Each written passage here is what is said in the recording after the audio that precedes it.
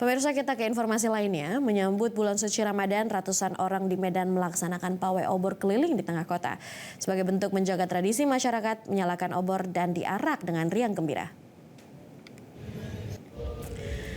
Ratusan masyarakat muslim di lingkungan 13 Klugur kota melaksanakan pawai obor melintas di kawasan Jalan Komodor Laut Yos Sudarso, Kecamatan Medan Barat, Sumatera Utara. Selain membawa api obor, lantunan sholawat dibawakan membuat kegiatan pawai obor semakin meriah. Untuk menjaga silaturahmi dan budaya Islam, telah menjadi keyakinan untuk menyambut Hari Besar Islam. Dalam barisan yang diiringi dengan musik khas Islam, sehingga suasana yang diciptakan cukup meriah dan bergembira bersama, mendapat pengawalan petugas kelurahan dengan menggandeng petugas kepolisian dari Polsek Medan Barat dan TNI.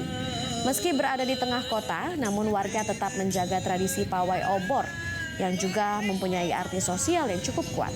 Tradisi ini bisa memperkuat persatuan umat Islam tanpa membedakan latar belakang, budaya, dan kehidupan sosialnya.